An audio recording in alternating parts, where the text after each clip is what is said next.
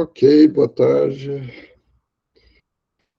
Boa tarde a todos e todas.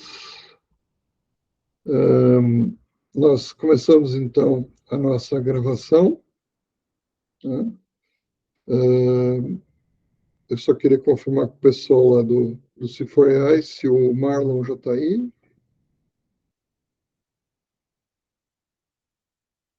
Ok. Então, já estamos aí a postos. Nós vamos começar, Só estamos então. esperando chegar o resto do pessoal que está se Ok. acomodando aqui. Uhum.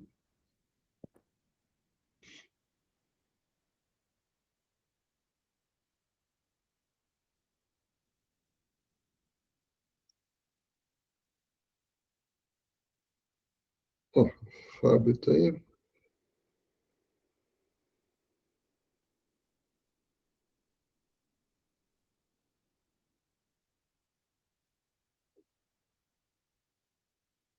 Pronto, já está. O Fábio faz a introdução? Mais 2 minutos. 4 e 3. Acho que o Fry já está online também. Legal. O Fry está aqui, então. Já estamos gravando. Tudo bem? Prazer aí. Prazer em vê-la. Certo? Tudo bom? Te mandei as instruções lá do Quebec, você viu? Ah, não vi. Mandou quando? Uns dias atrás. Isso. Mandou a... Ah, acho que vou dar uma olhada lá, senão eu pergunto.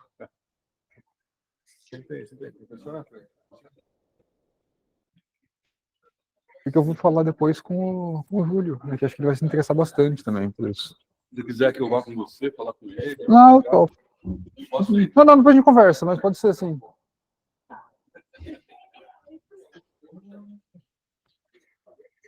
Olha, o pessoal pequeno na frente, hein? Uma escola. Todo mundo na frente.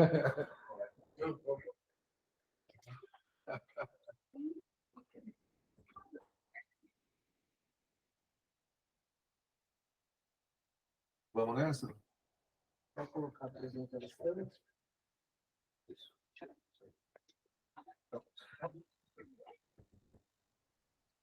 Pode falar? Opa, tudo bem, pessoal? Boa tarde quem está aí remotamente. Estamos aqui com um seminário muito especial, porque são 2 ex-pós-docs do centro. Uma grande honra que o pessoal foi admitido aí na USP como professor. Sorte da USP, né? Sorte da Espero USP. que sim. Não, com certeza. Então, o Marlon, aqui em São Paulo, e o Roberto Fry, em Piracicaba, vão jointly fazer um seminário sobre o trabalho deles em física e inteligência artificial e tal. Vou passar para o Marlon aqui para ele comandar o show. Obrigado, Fábio. Bom, gente, obrigado por vir. Eu agradeço primeiro o convite, né? É o J1, né? Obrigado. Bom, eu agradeço o convite de estar aqui falando um pouco desse trabalho. Esse trabalho começou, eu e o Fry, a gente foi conversando, tentando achar coisas em comum entre as pesquisas. Então, ele trabalha bastante com essa questão de otimização múltiplo-objetivo, e eu estava trabalhando com redes neurais de informática por física. Então, a gente achou uma intersecção entre as duas pesquisas, lá enquanto a gente ainda estava no pós-doc. Aí, nesse meio tempo, eu entrei como professor, ele entrou como professor, mas a gente está continuando essa pesquisa aos poucos. Então, se ele puder começar, por favor. Deixa eu passar o slide. Beleza, então. Obrigado, Marlon. Vocês conseguem me escutar? Tá ok? Só faz um... Beleza. Se puder passar para o próximo...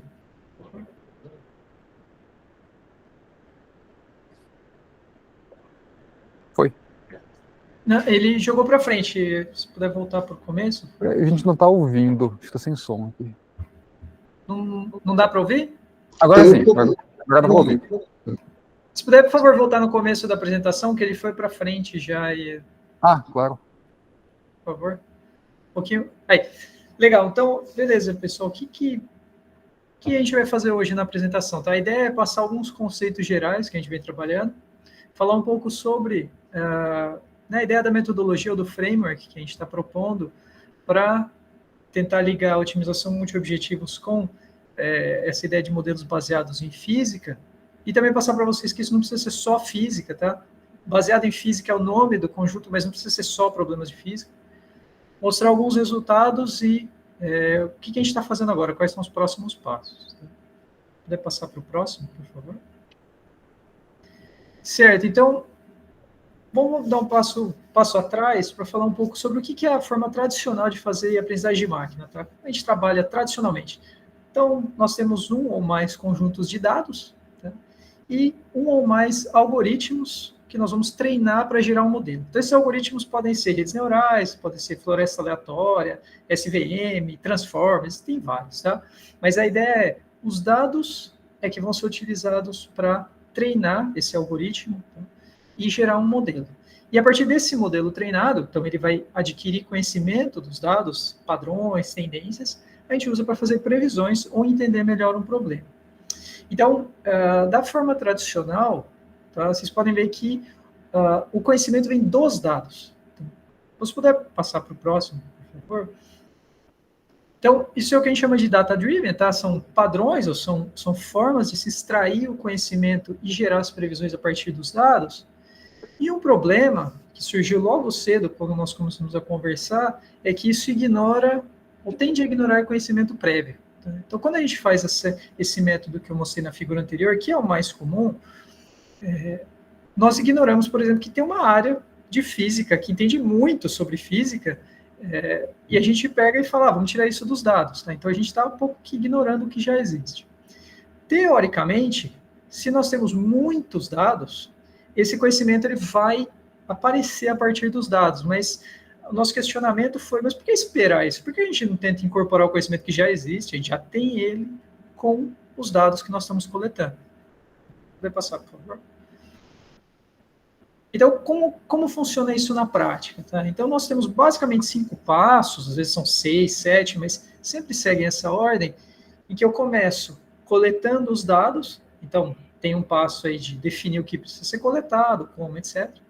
Coletamos, depois nós sempre processamos, então é muito raro você mexer com dados brutos, geramos os modelos, seguindo aquela ideia, e aí passamos para, a partir dos resultados desse modelo, interpretar e gerar visualização, mapa, tabela, qualquer coisa para tomar decisões.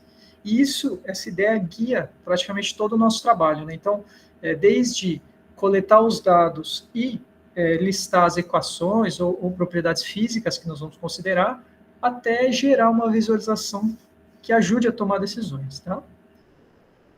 Puder passar, por favor.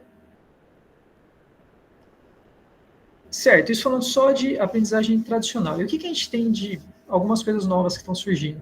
Então, agora tem modelos que geram coisas, tá? Modelos generativos. Vocês podem ter visto isso com textos, com imagens, mas também tem modelos que geram dados a partir de distribuições. Uma ideia que interessa bastante as nossas áreas de pesquisa, que é tentar substituir, entre aspas mesmo, modelos de simulação muito intensivos. Então, imaginem que o Marlon vai dar alguns exemplos na área física, né, o clima também, tem modelos que são tão complexos que, mesmo tendo equações, as equações são muito difíceis de serem resolvidas, demoram muito, né? Então, se a gente conseguir treinar modelos que são mais simples ou mais rápidos, isso já é um ganho grande. E, por fim, essa ideia de incorporar o conhecimento que já foi adquirido através de experimentos, através de derivações e de princípios físicos nos nossos modelos de aprendizagem de máquina. Então, se a gente conseguisse fazer isso, primeiro, precisaríamos de menos dados para conseguir fazer previsões. Segundo, nós poderíamos ter modelos que rodam mais rápido.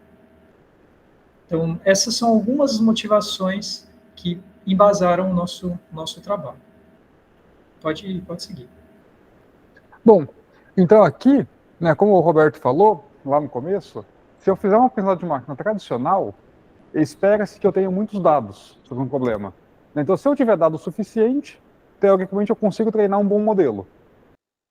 Isso, né, esse método de aprendizado de máquina, o que a gente chama de tradicional, ele acaba não usando conhecimento prévio físico, né? Quando eu digo físico, entenda alguma equação que descreve bem o sistema, né? Pode ser física, pode ser qualquer outro tipo de equação.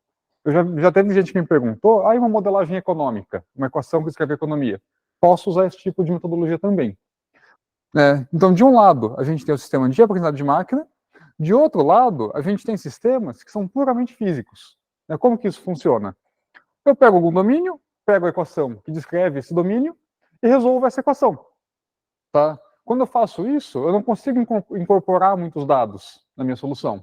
Né? O exemplo que eu trouxe aqui é um CFD, né? É dinâmica de fluidos computacional. Ela segue uma equação física bastante complicada, que é a equação de Navier-Stokes. É uma solução bastante demorada também. Né? Se eu coloco isso no computador, costuma demorar horas, dias. Eu tenho simulação minha que está rodando há meses já. Então são coisas bastante intensivas computacionalmente.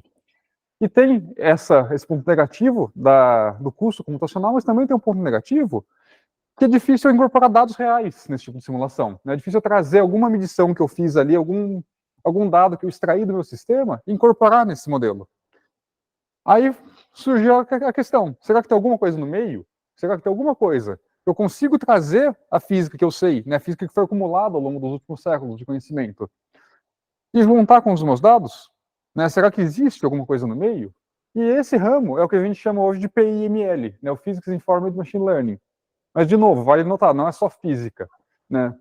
Antes de ficar nesse nome PIML, Physics Informed, vários outros nomes possíveis surgiram. Um deles era o KEML, é o Knowledge Enhanced Machine Learning.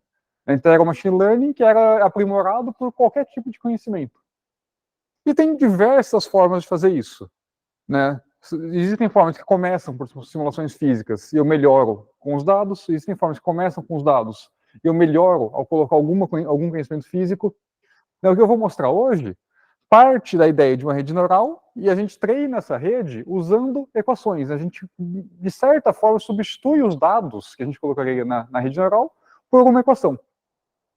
Isso é o que a gente chama de rede neural informada por física. E onde a gente vai poder usar isso? Esse aqui é um exemplo, né? Isso aqui é um canal de Porto, é o canal do Porto de Santos. E aqui a gente está usando uma rede neural informada por física para estimar qual que é a corrente, qual que é a elevação da superfície da água em qualquer ponto, em algum dado momento. Tá? Então ali a gente tem o modelinho computacional, dá para ver as setinhas da água entrando e saindo, dá para ver a água subindo e descendo. Então, nesse modelo, eu quero inferir, nesse ponto, nesse horário, como que vai estar a corrente? Qual que vai ser a elevação da superfície nesse momento? Esse aqui é um exemplo que a gente fez com uma rede neural informada por física. E voltando no que o Roberto falou lá atrás, né, se eu fosse usar um modelo puramente de dados, para esse caso, eu teria que ter muitos dados. E isso é um problema. Por quê? Porque muitas vezes o sensor que eu coloquei ali para capturar esses dados, ele foi colocado há pouco tempo. Né? Não adianta eu falar, tem que ter 20 anos de dados. Legal, coloco hoje, daqui a 20 anos eu volto lá para fazer meu modelo. Não funciona. Mas eu já tenho os dados que foram coletados desde os anos 70. Infelizmente, a gente sabe, o clima está mudando. Né? O clima lá nos anos 70, 80, 90 era diferente do clima de hoje. Tem eventos que lá atrás eram extremos, hoje não estão sendo não tão extremos, não estão sendo tão raros. Né? Então o modelo não ia saber disso. Né? Ele ia aprender com o mundo lá atrás, e ele teria que ser aplicado no mundo de hoje. Isso não funciona tão bem. Então isso aqui é um território muito forte para rede neural informada por física, né? Para machine learning informado por física. Por quê? Porque o mundo está mudando, a gente tem poucos dados desse mundo novo que existe. Então, se a gente puder trazer o conhecimento físico, isso pode ajudar a criar bons modelos. E como que funciona? Vamos descer um pouquinho o nível agora, vamos entrar um pouco no funcionamento disso. Então, como eu disse, naquele meu exemplo ali do canal de Porto, eu tenho o horário e eu tenho o local. Eu escolhi um ponto no canal, eu falei, eu quero às 7 da manhã, como que vai estar a corrente num certo ponto do canal? Posso jogar numa rede neural, a rede neural, ou qualquer outro modelo de aprendizado de máquina, pode me dizer, opa, a corrente naquele lugar ali que você pediu é tal e a elevação na superfície é tal. Né? Então eu dou uma entrada e peço uma saída. Tá, legal, mas como que eu faço isso de fato? Como que eu crio uma rede neural que vai me dizer isso? Eu comparo a saída da minha rede neural com algumas observações que eu fiz. Né? Isso no método tradicional. Eu comparo, nesse lugar eu tinha um sensor que me disse que a corrente era tal nesse momento, que a elevação da água era tal nesse momento. Então eu comparo a previsão da rede com uma observação que foi feita. Aí, idealmente, a previsão e a observação vão estar o mais próximo possível. É claro, no começo não vai estar. Aí o que eu faço? Eu vou ajustando a minha rede, vou mudando o que a gente chama de pesos da rede, adaptando ela até conseguir fazer ela chegar perto do que eu observei. Esse é o método baseado em dados, né? Esse é o método data-driven. Como que é uma rede neural informada por física? Eu incluo mais uma caixinha ali. Então, eu comparo a previsão da rede, não só com os dados, com as observações que eu tive, mas também com a equação governante. Então, opa, a rede previu aqui tal corrente. Essa corrente bate com a equação que governa esse sistema físico, né, no caso, a equação de Navier-Stokes. Essa saída bate com a equação ou está muito errado de acordo com a equação? Então, agora a gente consegue comparar não só com observações, mas também com a equação. E isso é muito interessante, porque traz novos dados, entre aspas. Né? Eu posso comparar essa velocidade, posso comparar essa altura da água, não só com uma coisa que eu medi, eu posso comparar em qualquer ponto, porque eu sei que a equação é a mesma em qualquer ponto. Então eu ganho muitos dados, entre aspas, né, para poder treinar essa minha rede. Um ponto interessante disso aqui é o seguinte, agora eu posso comparar, eu posso corrigir a minha rede de acordo com duas métricas. Uma métrica física, né, ela segue a equação, e outra métrica baseada em dados. Opa, ela me devolve o que eu medi, de fato, né? Aquele dado do sensor, ele está conseguindo replicar? Então agora eu tenho essas duas métricas. Né? Isso que a gente pensou que uma otimização multi-objetivos pode ser interessante. Né? Agora o Roberto vai falar um pouquinho mais disso, mas eu já estou dando essa dica, né, de por que a gente pensou numa multi-objetivos para isso. Legal. Bom, então, assim, uma coisa, antes de a gente falar sobre a parte de otimização, é interessante falar sobre hiperparâmetros, tá? Não me assusta um pouco, mas o que são hiperparâmetros, basicamente? São atributos ou características de um modelo, um determinado algoritmo, tá, que nós estamos trabalhando, vamos dizer uma rede neural, que são definidas pelo modelador, pelo usuário. Tá? Então, por que é importante essa ideia de hiperparâmetro? Porque isso não é aprendido pelo modelo. É uma coisa que é criada, é uma estrutura que é desenhada, e então é realizada a aprendizagem. E um dos problemas que apareceram nesses casos físicos, né, e a gente discutiu bastante, é a definição dos valores desses hiperparâmetros. Então, assim, imaginem que você pode ter, dependendo do modelo, vários tipos diferentes. Cada tipo tem valores que podem ser explorados. Alguns casos é fácil, relativamente fácil definir esses valores, outros é bem complexo, então você pode ter um espaço de busca muito grande. Quanto mais valores e quanto mais hiperparâmetros, né, maior o número de casos que eu vou precisar rodar, o número de modelos que eu vou precisar rodar. Como o Marlon ressaltou que esses modelos eles são demorados para treinar, tá? São modelos pesados, computacionalmente intensivos. Se a gente conseguir cortar opções ruins, tá? Isso já melhora muito né, a própria pesquisa na área, né? E se for para aplicação, isso faz toda a diferença. Então, tradicionalmente, como nós descobrimos valores, os melhores valores para um determinado modelo, tá? Primeira coisa, praticamente todos os trabalhos fazem isso inicialmente, busca extensiva. Então, você tem listas de valores para cada hiperparâmetro e você vai rodar todos, tá? E vai fazer essa comparação. Se você tem poucos, isso é fácil, mas para todos esses casos físicos não vale a pena, porque são modelos muito complexos, muito demorados para rodar. E aí surgem outras opções. Então, tem opções que visam otimizar, que usam estatística bayesiana, e a gente vai para o lado da otimização do nosso trabalho, com o intuito de diminuir ou tentar reduzir o número de modelos que eu vou precisar gerar para tentar chegar em bons resultados. E a gente vai ver na hora dos resultados dos modelos, tem muita coisa que é gerada que é ruim. Então, se a gente conseguir cortar essas coisas ruins logo no começo, a gente ganha muito tempo, ganha muita capacidade computacional. Puder passar para o próximo, por favor? Aqui só um exemplo rápido da diferença que faz a definição desses valores de hiperparâmetros. Então, aqui é uma clusterização, um agrupamento, e essas figurinhas em cima mostram como o agrupamento é representado no espaço se eu mudo os valores do hiperparâmetro de 2 até 6. Então, essa é uma escolha do modelador ou do usuário, e a gente pode ver, nesse caso simples, que isso muda muito o resultado final. Tá? Quais são os agrupamentos de pontos? Então, o importante ter na cabeça que a escolha de hiperparâmetros é essencial, e que existem alguns métodos, que são o caso desses dois de baixo, para tentar guiar essa escolha, para tentar fazer com que a gente precise rodar menos modelos. Esse é o caso simples, fica bem mais complexo quando a gente vai para redes. Pode passar, pode passar. E aí entra a ideia, então, de otimização. Então, caso bem simples, aqui é o caso relacionado ao trabalho da fome, quem tiver mais interesse a gente fala depois, é muito legal. Mas imaginem que nos dois eixos, cada eixo é um objetivo diferente, tá? E o que caracteriza esse problema, e muitos problemas no mundo real, é que eu não consigo transformar de um objetivo no outro. Tá? Eu não consigo, por exemplo, transformar tudo em custo ou tudo em tempo. Então, esses dois são distintos. Se eu olhar do ponto de vista de otimização mais clássico, que eu vou querer otimizar um objetivo só, grande parte dos trabalhos segue isso. Então, por exemplo, se eu quiser otimizar o primeiro objetivo, tá, o eixo Y, eu iria para aquele ponto à esquerda. Tá? Aqui ele seria o meu ótimo. Se eu quisesse otimizar o outro, né, maximizar o objetivo 2, eu iria para aquele ponto à direita. Então, esses dois são resultados de uma otimização, depende de qual objetivo eu escolho. A gente já colocou, né, já falou que no nosso problema de PINs, né, de PML, eu tenho no mínimo 2 objetivos, que eu quero minimizar o meu erro do modelo em si, relacionado às observações. Então, eu quero que o modelo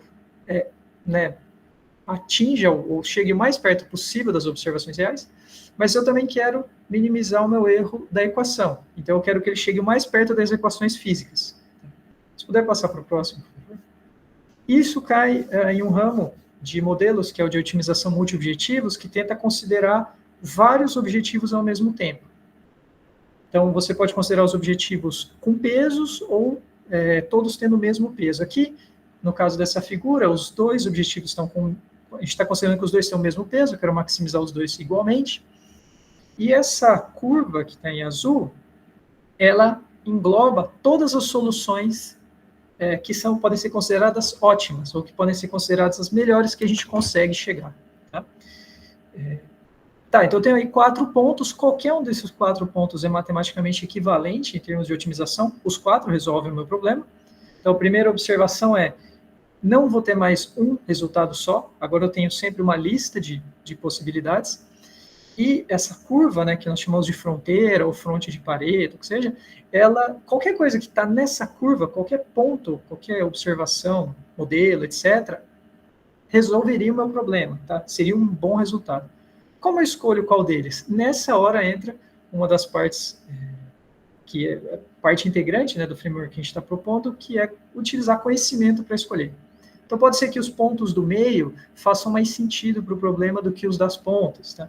Quem fala isso para a gente? Um especialista sabe. Então, nesse ponto, eu consigo fornecer a curva e o especialista olha e fala, olha, esse ponto aqui, especificamente, ele faz mais sentido, eu posso atuar nele, ou o que seja. Puder passar para o próximo, por favor? E aqui em 3 dimensões a mesma coisa, tá? Então, se nós olharmos à esquerda, quanto mais amarelo, melhor, tá? E quanto mais roxo, pior. Então, aqui eu tenho 3 objetivos, eu quero maximizar 2 e minimizar 1. Então, eu consigo ver aqui que ele forma, tá, uma superfície. Se a gente olhar aqui no caso do gráfico da direita, agora eu tenho só a superfície. Eu tirei os pontos e peguei só a superfície. E o que ela ilustra, e que a metodologia que a gente está aplicando permite explorar, é que tudo que está nessa superfície amarela, inclusive pontos que a gente pode gerar nessa superfície, tá, podem ser considerados ótimos do ponto de vista de otimização. Tá? Então, aqui eu estou considerando as três dimensões e eu posso gerar pontos, inclusive. E uma outra coisa interessante também que nós discutimos bastante é que eu posso não só explorar os bons modelos, mas eu posso descobrir os piores. Isso também pode ser muito útil para cortar rapidamente pontos ou simulações que não fazem sentido. Então, no nosso caso, no caso de PML, os dois são muito interessantes, né? Tanto o que é muito bom quanto o que é muito ruim. Poder passar para o próximo, por favor? Então, de forma resumida, a nossa proposta de metodologia tem 7 componentes. Então, começamos com a definição do problema, então nós falamos um pouco sobre isso, né? Que dados coletar, como vai ser realizada a coleta, o que a gente tem de histórico, e quais objetivos existem para aquele problema.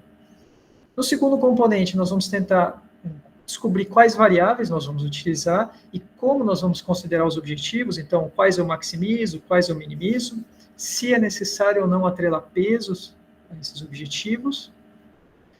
Definido isso, nós conseguimos, então, desenhar como vai ser a nossa rede neural, que equações vão ser consideradas e por quê, e quais métricas de erro da rede vão ser utilizadas. Definimos os estudos de caso, rodamos todas as simulações físicas, e usamos os dados para treinar as redes.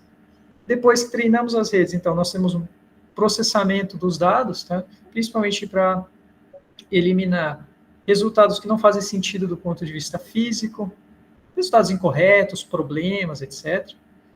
Passamos, então, para a implementação da otimização, e a otimização aqui, ela vai, considerando os critérios e objetivos, tá? A gente vai, em um primeiro momento, ranquear essas soluções, e em um segundo momento, gerar novas simulações.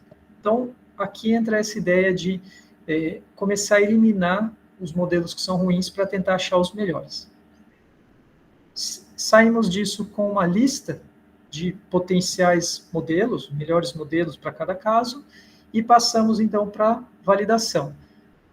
Atualmente, nós fazemos a validação em 2 passos. Primeiro passo, uma validação automática, então, alguns critérios que podem eliminar soluções, como, por exemplo, não atender a equação A, B ou C, e a validação pelo especialista. Então, o especialista, ele olha os resultados e fala, olha, isso aqui faz sentido, isso aqui não. Por fim, quando nós temos tudo isso, e daí o Marlon vai ilustrar bem, nós podemos selecionar quais hiperparâmetros fazem sentido para a nossa rede. Relembrando que todo o problema inicial é esse, é desenhar uma rede neural que aprenda com os dados e considere a parte física. Poder passar, por favor? Bom, agora eu vou falar um pouco mais de que a gente de fato fez. Né? A gente propôs essa sequência de passos para fazer a otimização. Aí aqui é um exemplo, são alguns estudos de caso que a gente fez. A gente montou uma rede neural informada por física, básica, e essa rede neural, a gente vai aplicar ela a 3 equações diferentes, né? Em momentos diferentes, é claro. Né? Cada vez ela resolve uma equação. A equação de Poisson, a equação de difusão e a equação de Burgers. São 3 equações relativamente simples, são 3 equações que são bastante adequadas para se resolver com redes neurais informadas por física, e elas não demoram muito computacionalmente, né? Diferentemente de equações mais complicadas como Navier-Stokes. Então a gente escolheu essas 3 para fazer o nosso estudo de caso. Como que funciona isso? Aí as equações estão aqui, a rede neural vai receber as coordenadas, então, por exemplo, no caso da equação de Poisson, vai receber x e y e vai estimar o valor da função. Se o valor da função obedecer à equação governante, legal. Se não, a gente tem que ajustar os pesos. Então vamos continuar. A partir de agora, eu vou falar só dessa equação do meio aqui, equação de difusão. Não precisa entender os detalhes da equação, tá? Eu estou mostrando aqui mais qual que é o nosso ponto de partida.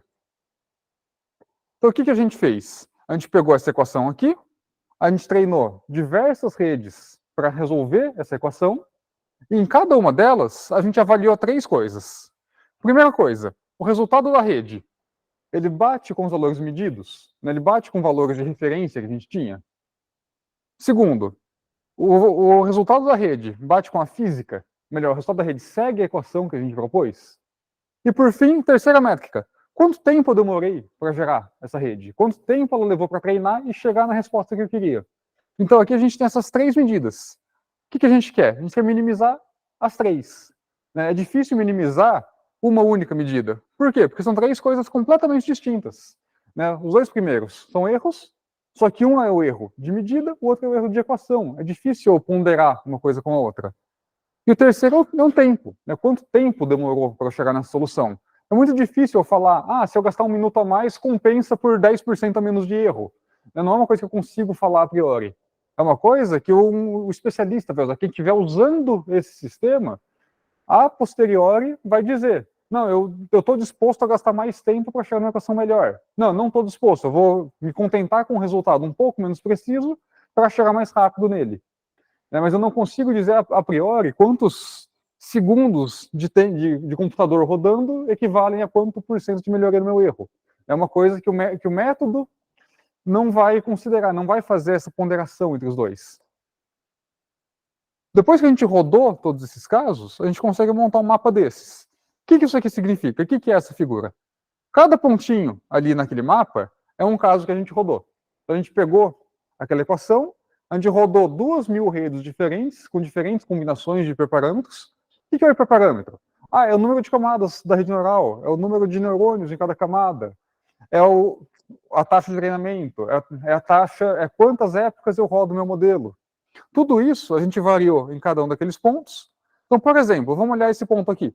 Esse ponto aqui, ele teve um certo erro, que a gente chama de erro de contorno, que na prática é o erro dos dados. Né? Então, ele seguiu os dados só até 10 a menos 3. Né? Então, ele tem 2 para 3 casas decimais de precisão nos dados. Mas ele acertou a equação aqui em 10 a menos 4. Então, ele tem 4 casas decimais de precisão na equação. Ele tem essa cor, então ele demorou seus 20 a 30 segundos para treinar. O que a gente quer? O que é o caso ideal? O melhor caso do mundo, no mundo perfeito. O que a gente teria? A gente tem um pontinho aqui, até mais para cá, na verdade, que minimiza completamente o erro de equação, minimiza completamente o erro de contorno ou de dados. E se ele fosse azulzinho, seria ideal. Por quê? Porque eu cheguei numa solução perfeita, que obedece perfeitamente meus dados, perfeitamente minha equação, e rodou rapidinho. Tá? É o que eu quero. Não consigo ter isso. Então, só de olhar aqui os dados, a gente já consegue inferir algumas coisas. Olha só, os casos que chegaram nos melhores erros, né, nos menores valores dos 2 erros, eles estão mais amarelos, né, eles demoraram mais para treinar. Os casos mais rápidos, os mais azuis, estão mais para aquele outro campo, de maiores erros. Então aqui a gente já consegue começar a inferir algumas coisas. Dá para ver aqui uma certa correlação entre os 2 erros. Então, em geral, uma rede que é boa de resolver os dados, costuma também ser boa de resolver a equação. Isso a gente consegue observar quando faz esse tipo de análise. Esses aqui são nossos dados brutos. A gente rodou e plotou isso aqui. Agora entrou a questão do ranking multicritério, que é o que o Roberto estava falando. Deixa eu passar um slide. O que a gente fez? A gente selecionou entre esses 2.000 casos que a gente rodou, quais deles são ótimos. Quais deles que estão naquele chamado fronte de Pareto. Né? O que é o fronte de Pareto? O fronte de Pareto é o seguinte, se eu pegar um caso qualquer que está nele e eu quiser melhorar um dos objetivos, ou se eu pegar um caso que está ali no fronte de Pareto e quiser que ele chegue numa precisão um pouco maior, eu obrigatoriamente vou ter que gastar mais tempo. Ou obrigatoriamente vou ter que perder um pouco do outro objetivo. Né? Isso é o fronte de Pareto. Então, o que a gente fez? A gente pegou os nossos 2.000 casos e selecionou os casos ótimos. Ótimos de acordo com qual critério? Com os 3. Tá? No sentido de que, se eu melhorar um, eu obrigatoriamente tenho que piorar os outros 2. A partir disso, o que a gente consegue fazer? Né? Qual que é o objetivo a partir de agora? É tentar achar algum padrão. É tentar achar o seguinte, quando eu escolho meus hiperparâmetros, quando eu monto minha rede neural, eu falo, ela vai ter tantas camadas, com tantos neurônios, eu vou treinar por tantas épocas. Quando eu monto isso, eu já consigo dizer se esse caso que eu estou montando agora, sem saber, sem de fato ter treinado, ele vai ser um caso ótimo, né? Vai ser um bom caso. O que eu tenho que escolher para garantir que eu tenho um bom caso? Tá? Esse é o primeiro padrão que a gente tem que encontrar. Né? O que eu tenho que fazer ali para ter um bom caso? Para não perder meu tempo rodando um caso que não vai ser bom. Segundo, eu consigo já saber dentro dos hiperparâmetros quais deles eu tenho que ajustar. Né? Se eu fizer uma rede com mais camadas, será que ela vai demorar mais para rodar, só que vai me dar um melhor resultado? Né? Quais os parâmetros ali eu consigo andar dentro do fronte de Pareto? O que quer dizer andar dentro do fronte de Pareto? É perder um pouco numa métrica para ganhar em outra. Outra que eu diga que é mais importante. Né? Repara, primeiro eu faço a otimização, primeiro eu faço a seleção multicritério. Depois, com base nessas informações, eu consigo dizer, legal, hoje eu tenho bastante tempo, eu posso gastar bastante tempo aqui no meu modelo, mas quero chegar no modelo bom. Não, hoje eu não preciso de um modelo tão bom, eu estou com pressa. Né? Ou eu preciso rodar muitos casos, eu quero uma coisa rápida. Sacrifico um pouco da precisão, como que eu faço isso? Olhando esses dados, eu consigo ver, tento achar algum padrão que eu vou estar mais para cá, né, nos casos piores, entre aspas, só que mais azuis, né, que eu gasto menos tempo. Então eu tento achar esses padrões. Aproveitando que eu estou com essa figura na tela, eu já queria mostrar uma coisa. Aqui, nessa diagonal, são os bons casos, né? São aqueles casos que se eu gastar mais tempo, ele vai melhorar a solução, mas ele vai ficar mais amarelo, vou gastar mais tempo nele. Existe também esse amontoado de casos azuis aqui. São casos que rodaram muito, muito, muito rápido, mas chegaram numa solução completamente sem sentido. Tá? Então, apesar de ser um caso ótimo, por quê? Porque eu não consigo melhorar a solução sem gastar mais tempo, é um caso completamente sem sentido, né? Sem uso. Então, quando o Roberto falou de chamar alguém que entenda, né, que tenha propriedade do domínio para fazer esse tipo de seleção, esse aqui é um exemplo. Então, legal, esses casos todos aqui são ótimos, né? Eles rodaram num 1/10 de segundo, praticamente. Ele chegou numa solução praticamente instantânea. Apertei Enter, saiu o modelo. Só que é um modelo que completamente não serve. Tá? Então, quando ele fala em chamar alguém que entenda do domínio, é olhar isso aqui e fazer essa diferenciação. Né? Fazer a diferenciação, opa, a partir daqui, dessa linha para cima, por exemplo, não importa se é um caso ótimo, eu não quero. Então, como que a gente encontra esses padrões? É uma coisa que ainda estamos trabalhando em cima. Tá? Mas como que a gente começou a fazer esse tipo de análise? Eu separei aqui nessa tabelinha, tem 3 linhas. A primeira linha são os melhores casos. Então, entre os 2.000 casos, eu selecionei os que estão no front de Pareto. São 96 deles. A segunda linha é a primeira metade dos casos. É a melhor metade dos casos. E a terceira linha é a pior metade dos casos. Eu consigo tentar achar algum padrão. Aqui para frente, essas 3 colunas são os objetivos. Né? Então, qual que é o erro que chegou, tanto em dados quanto em equação, quanto tempo eu demorei em média para resolver esse sistema, e ali no final eu trouxe 2 dos hiperparâmetros, né? O número de neurônios e o número de camadas. Aqui dá para ver que tem um certo indicativo de que se eu usar mais neurônios e menos camadas, nesse caso costuma ser uma boa ideia. Mas, será que essa análise simples, é estatisticamente significativa? Por que eu pergunto isso? Porque entre os casos ótimos, eu tenho muita variação. Eu tenho casos que rodaram super rapidinho e deram um resultado mais ou menos. Eu tenho casos que demoraram muito para rodar, mas deram ótimos resultados. Eu posso englobar todos no mesmo pacote e tirar uma média? A gente ainda não tem certeza, é uma coisa que a gente está trabalhando agora. Todos os pontos lá no front zero são realmente boas soluções? Todos os pontos no front de Pareto que a gente encontrou são boas soluções? Não exatamente, né? Eu já falei agora há pouquinho que todos aqueles casos que rodaram num 1/10 de segundo, apesar de ser ótimo do ponto de vista matemático, do ponto de vista prático, eles não têm muito uso. E a gente realmente precisava ter rodado 2.000 casos para chegar nisso aqui? Deixa eu debulhar um pouco mais cada uma dessas perguntas. Então, dentro do mesmo front, a característica da solução varia muito. Então, se eu tirar uma média desse caso com esse caso, eu não necessariamente vou ter uma boa coisa. Então, o que a gente pretende fazer agora? Tirar médias com um pouco mais de cuidado, né? Tentar entender um pouco mais quais são os padrões aqui. O que faz um caso estar aqui e não estar aqui? E voltando a essa pergunta aqui, se todos os casos ótimos são realmente bons? Não exatamente, né? A gente tem esses casos que rodaram muito rápido, mas que tem soluções que não servem. E a gente realmente precisava ter rodado 2.000 casos para chegar aqui? Deixa eu explicar essa figura. Aqui no FX, a gente tem quantos casos a gente rodou a cada momento. Cada uma dessas curvas é a média de cada hiperparâmetro tirada com a otimização feita com aquele número de casos. O que isso quer dizer? Com os 2.000 casos, esse hiperparâmetro tinha essa média, né, nos melhores casos. E essa média um pouquinho acima nos piores casos. Só que esse padrão já começou a se estabelecer bem antes. Se eu parasse depois de 1.000 simulações, na metade aqui do gráfico, já teríamos esse resultado. Depois de 500, praticamente o mesmo. Depois de 200, o padrão já está ali. Então a gente está estudando isso agora. A gente está vendo qual que é o mínimo de casos que eu preciso para estabelecer um padrão. E por que a gente quer fazer isso? Para, de fato, chegar na etapa de fazer uma otimização multi-objetivos. Por enquanto, a gente está fazendo uma seleção, um ranking multicritério. Ao fazer uma otimização, o que a gente faria? A gente rodaria alguns casos ali só para estabelecer um padrão. Dentro desses casos ótimos, visto esse padrão, a gente gera uma nova família de casos, roda de novo. E isso sequencialmente.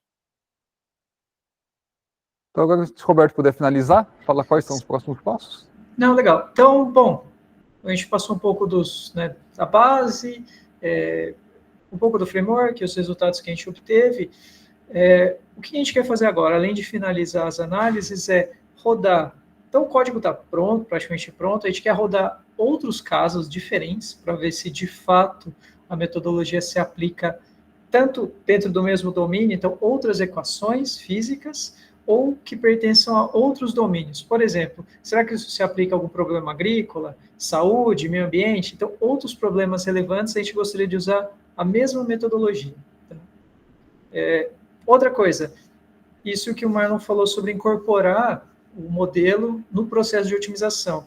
Então, nós geramos os casos usando valores aleatórios para os hiperparâmetros dentro de certos intervalos, mas mesmo assim aleatórios. Ao incorporar o modelo dentro do processo de otimização, a própria otimização geraria esses valores de hiperparâmetros. Então, a gente conseguiria, na teoria, chegar em uma forma quase que 100% automática de definição de hiperparâmetros. Então, vamos pensar que isso economizaria muito tempo computacional e grandes chances de chegar em bons modelos. Um outro ponto seria avaliar outros métodos de computação evolutiva, então tem vários, né? A gente está trabalhando com algoritmo genético, mas tem várias outras opções que vale a pena explorar. E, por fim, uma das nossas ideias em termos de aumentar o uso, né, transformar isso em uma ferramenta de fato útil para tomar decisão, é desenvolver uma ferramenta bem simples, web, né, um web app, em que o usuário subiria o seu conjunto de dados, para alguns tipos de simulação que a gente consegue realizar relativamente rápido, e conseguiria ver os resultados. Então, imaginem que um usuário com um problema completamente diferente do nosso, mas que tem uma tabela com valores dos objetivos, conseguiria subir na ferramenta e gerar os mesmos resultados que a gente mostrou, né? Curvas de fronteiras, identificação de pontos extremos, né? Aquela parte colorida em 2, 3 dimensões. Então, acreditamos que seria bastante útil. Então, esses são os próximos passos, né? E, bom, agradecer a atenção de vocês e a gente está aberto para perguntas, né, Marlon? Não sei se tem mais algum ponto. Não, do meu lado era isso mesmo. Legal, obrigado, pessoal. Obrigado, gente.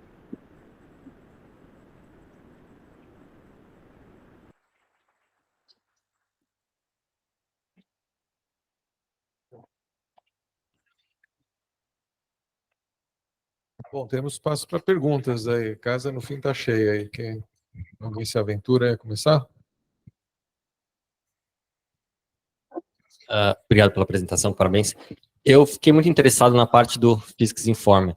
Eu queria entender melhor o que significa o uso das equações. Como a gente consegue obrigar um modelo a se aproximar de uma equação arquitetonicamente? Sim. Deixa eu voltar aqui alguns slides.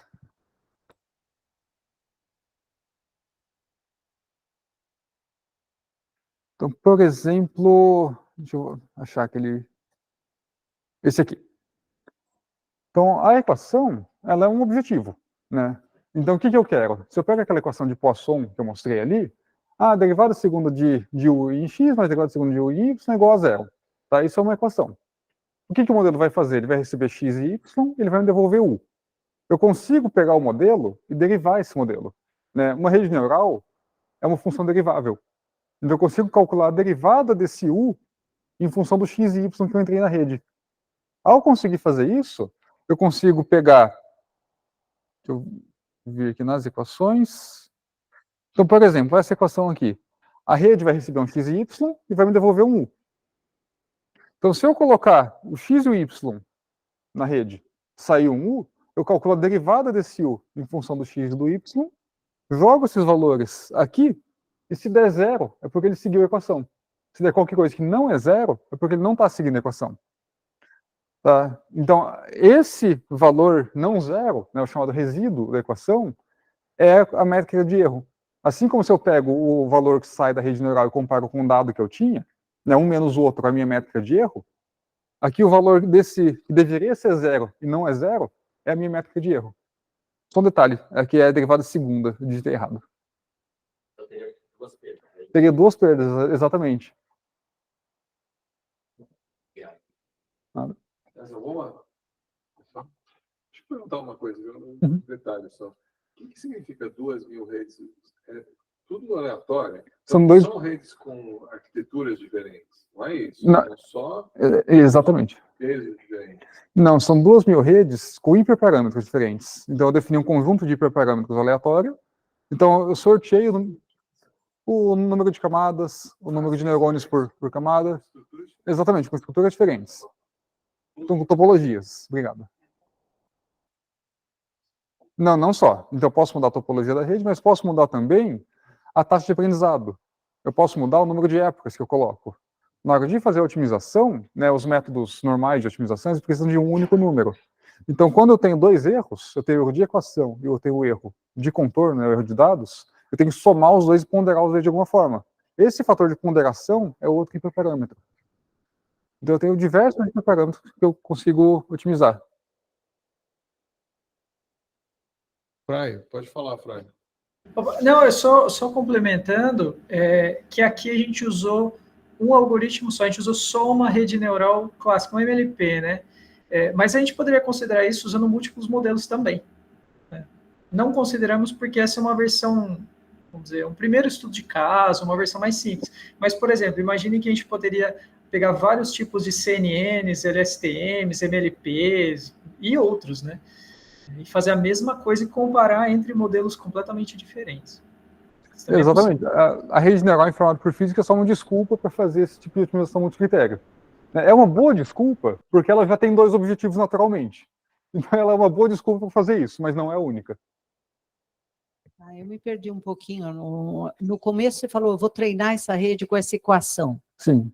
Mas o treinar essa rede com essa equação não é que está simulando a equação e pondo os resultados e vendo se a rede chega no zero ou não. Sim. Cadê os medidos aí? É isso mesmo. É isso mesmo. Então você está treinando a rede com as equações, com a equação de Poisson. Exatamente. Aí vai para outra figura da sua arquitetura, por favor. Acho que lá atrás. Parabéns, hein? O Marlon, que a gente já está tanto tempo, e o Roberto, né, Roberto? Tanto tempo que a gente já não se vê. Essa aqui? Aí, essa daí. Essa aqui. Então, aí a minha rede foi treinada com a equação. Estou fazendo para ela emular a equação. Uhum. Eu cheguei e tenho meus dados medidos. Sim. E eu quero fazer o melhor dos dois mundos. Uhum. Esse melhor dos dois mundos, você está fazendo uma atualização, comparando com as observações, e também como que você continua nas equações governantes. Aí é que você vai pôr na função de loss as duas combinadas. Eu coloco as duas. Então, quando vocês falaram em otimização multicritério, e na sua apresentação você estava me falando, eu estava entendendo isso, que a primeira, a equação governante, me daria um critério, eu quero aproximar o mais próximo possível daquele modelo matemático, e o outro, que os dados reais estavam me dando outro critério, que é o usual de redes neurais, usar esses dados. A ponderação dos dois, no critério multiobjetivo básico de combinação linear deles, a gente colocaria parâmetros, por exemplo, eu poria uma única equação que treinaria a rede inteira, pondo uma ponderação para as equações e uma ponderação para as observações, e o meu hiperparâmetro seria esse. Ver quanto que eu combino cada um deles em cada hora. Depois vocês vieram e me falaram assim, que não, estou mudando a arquitetura da rede, estou mudando o treinamento. Então eu fiquei confusa. Dá para me explicar melhor? Claro, claro. Não, é uma boa questão. Acho que é uma coisa que eu acabei passando um pouco por cima. O que acontece? Em cada treinamento, então eu escolhi meu conjunto de hiperparâmetros, vou fazer um treinamento agora com esse conjunto. Um dos hiperparâmetros é justamente esse fator de ponderação. É justamente, a gente chama de alfa, né, que se alfa for 0, eu vou usar só as observações, se alfa for 1, eu vou usar só a física. Alfa e 1 menos alfa, exatamente. Então, na prática, acaba ficando alguma coisa entre 0 e 1, só que não é tão simples como falar que é meio. A gente percebeu em alguns casos que se eu falar que é meio, ele vai completamente ignorar um dos objetivos e fazer só o outro. Se eu falar que é 0,9, também. Se eu falar que é 0,1, também. Então, existe ali uma faixa ótima que ele, de fato, consegue treinar bem por dois. Então, o treinamento de uma rede individual aqui é uma otimização de único objetivo. Mas aí depois, o que a gente fez? A gente pegou essas diversas redes e fez uma multi-objetivos, porque essa rede, como que ela se comporta só com essa caixinha? E como que ela se comporta só com essa caixinha? Tá, então a gente fez uma de único objetivo no treinamento e de múltiplos objetivos na otimização de hiperparâmetros. Foram duas fases. Primeira fase... parâmetros usuais Isso. e depois... Exatamente. Então, na primeira fase, a gente definiu diversas topologias distintas, né, cada uma com a sua ponderação, e treinou. Esse treinamento é de um único objetivo. Aí depois, entre todos esses... Foi com a equação. Não, foi a ponderação. Já foi a ponderação. Aí depois, o multi-objetivo é na hora de escolher os hiperparâmetros. Acho que o Fry está com a mão Ele está com uma levantada. Isso. Não, só para complementar o porquê de usar um alfa, né, ou algum fator que vai escolher, por exemplo, quanto a equação pesa versus observação, discutindo, a gente imaginou que em diferentes casos, e como a gente está pensando no framework que seja assim meio que abrangente, em diferentes casos pode mudar. Em alguns casos, pode ser que a equação seja mais importante, em outros casos, pode ser que a observação seja mais importante. Sim. Isso principalmente para tentar refletir situações em que a equação já não corresponde mais tão bem ao que está acontecendo. Seria essa ideia de, por exemplo, se agora eu tenho mais observações extremas do que eu tinha no passado, pode ser que a equação não seja mais tão relevante. Então, isso diminuiria o peso dela no meu treinamento. Por isso que o alfa acaba virando um hiperparâmetro, né? E tem outra questão interessante desse alfa. Só complementando isso daí, então gera uma dúvida. O meu alfa é variável com tempo?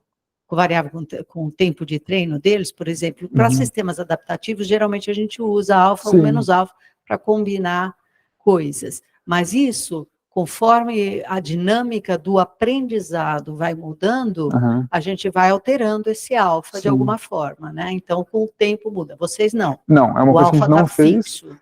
Passou pelo... Está nas minhas anotações, tentar algum dia, mas não foi feito. O que eu ia falar, né, só complementando isso que o Roberto falou, esse slide aqui. Aqui, se a gente olhar as equações, a gente consegue perceber que ela tem uma solução muito óbvia. Se eu falar que U é igual a zero, é uma solução. Por quê? Se U é igual a zero, isso aqui é zero, logo dá zero. É uma solução perfeita. Aí, o que acontece? Por que não é uma boa solução? Porque não segue a condição de contorno, que eu entrei como se fosse um dado.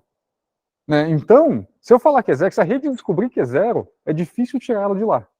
Se a rede inventar que, a solução é zero em tudo, ela vai obedecer perfeitamente a solução de equação. Então, o erro de equação vai ficar minúsculo, mas o erro de contorno vai ficar altíssimo. São exatamente esses pontos aqui. Então, esses pontos, provavelmente, a gente ponderou bastante a equação, aí a rede descobriu rapidinho, é tudo zero, que legal, achei uma boa solução. E não consegue de lá de jeito nenhum. Tem uma questão aqui, só remoto aqui, acho que tem uma questão do Osório. Não sei se o Osório quer formular a questão. Quer formular, Osório? Passamos aqui. Não, é só uma dúvida, porque tem pacotes, né, que a NVIDIA fornece. Eu confesso que eu nunca treinei, nem testei esse tipo de aplicação, né, mas eles têm um pacote que eles dizem ser um PINN, né, um Physics Informed. Eu não sei se vocês usaram, se vocês já deram uma olhada, se tem como comparar o que vocês fizeram com o que a NVIDIA está fazendo. É mais para ganhar tempo, né? Assim, tipo, se alguém quer trabalhar na área, vale a pena investir lá no módulos ou talvez não? Eu conheço esse pacote módulos, já cheguei a dar uma olhada nele, e de fato me parece um pacote muito bom. Eu, sinceramente, nunca tive tempo de explorar ele a fundo. Módulos. Inclusive o link, acho que eu vi alguém mandando ali no chat, o módulos. Fui eu. Eu já ouvi falar coisas muito boas desse pacote, né, mas eu, pessoalmente, nunca tive tempo de explorar, de ir a fundo nele. Para esse caso específico, a gente não usou. Por quê? Porque é uma equação bastante simples. Né? Implementar na mão uma solução para ela é uma coisa bastante rápida de se fazer. Mas, de fato, se um dia eu for implementar uma solução mais complicada, eu com certeza vou dar uma olhada nesse pacote também e ponderar se vale a pena usar o pacote ou se vale a pena implementar na mão. Obrigado. Oi, boa tarde. Parabéns pela apresentação, foi muito legal. Fiquei um pouco curiosa por os próximos passos que vocês comentaram de construir esse framework que funcione para outros tipos de contexto, outros tipos de modelo. Como que seria quais características teriam que ter esses outros tipos de modelo? Né? Porque você tem uma equação governante que vem da área da física Você mencionou que ela é derivável e por isso que consegue incorporar Sim. dentro da rede. Mas em outros contextos teriam que ser equações com um padrão similar? Como ele sim. conseguiria integrar dentro da rede? São dois pontos distintos, né? Então, numa rede neural informada por física, a equação que eu preciso colocar lá não é necessariamente física, mas ela tem que ser uma equação derivável. Então, para montar o PIN, né, que é a rede neural informada por física, a equação governante tem que ser derivável pela forma que ela funciona. Esse framework que a gente comentou aqui no final, né, esse modelo aqui, talvez que a gente quer até transformar numa ferramenta, isso aqui seria para qualquer otimização multicritérios. Então, se eu quiser fazer uma otimização multicritérios de hiperparâmetros, então eu quero ponderar erro do modelo com tempo de treinamento, eu quero ponderar um tipo de erro com outro, aí eu conseguindo fazer 2 critérios, já daria para encaixar aqui. Isso aqui ainda está no mundo das ideias. Tá? Então é até legal ter opiniões para ver se de fato a gente está no caminho certo.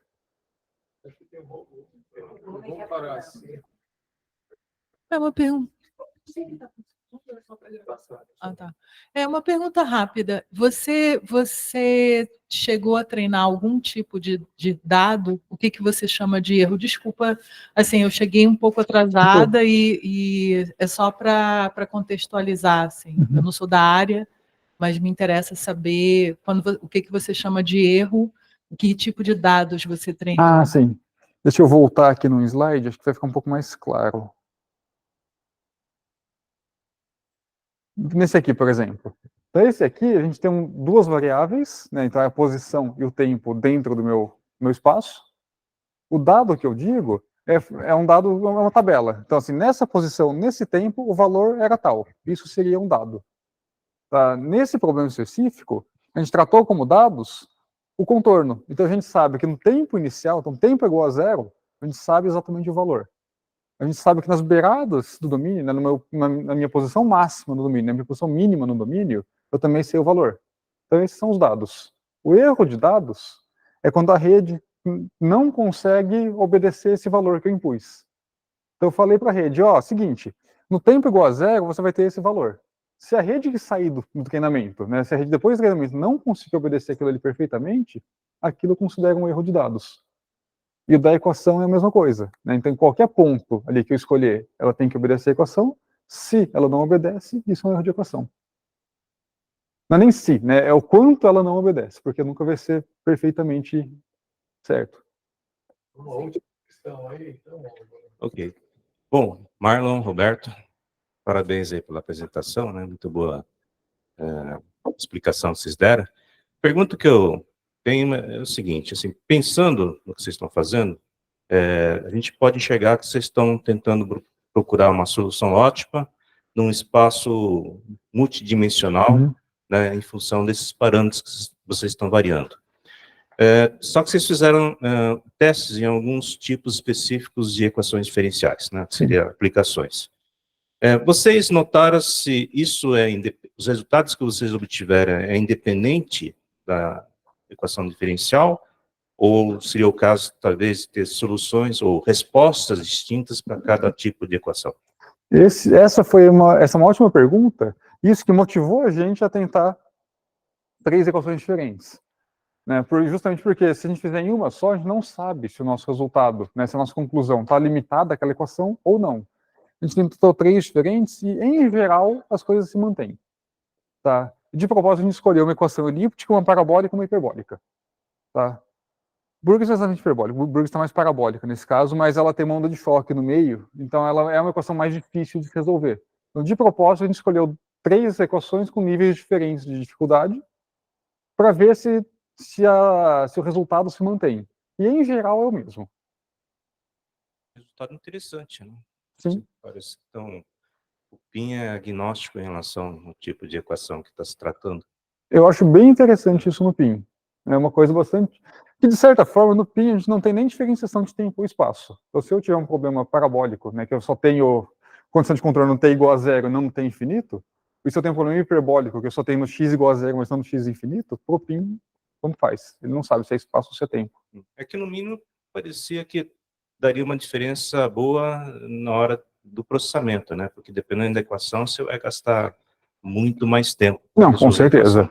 Com certeza. As 3 equações são simples. A mais chatinha aqui é Burgers, né? Tanto porque é uma equação que tem um termo a mais, quanto porque a solução é bem mais descontínua, né? Então, Burgers, de fato, se mostrou mais chato de resolver, mas o padrão ainda se mantém, né? O que melhora um também está melhorando o outro. Tá bom, obrigado. Acho que o Fry quer terminar aí. Fry? Não, só complementando isso daí, acho que 2 pontos interessantes. O primeiro, a gente estava bastante interessado em testar a metodologia em si.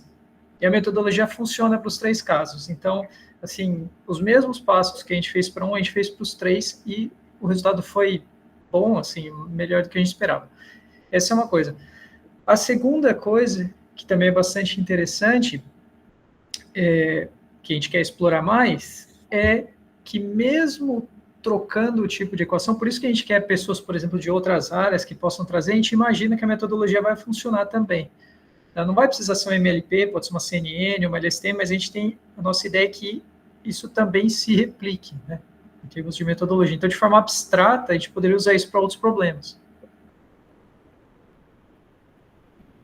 Bom, pessoal, acho que chegamos ao fim aqui da hora. Agradecer a todo mundo, quem está remotamente aí, mas principalmente agradecer o Fry e o Marlon. Muito obrigado, pessoal. Obrigado.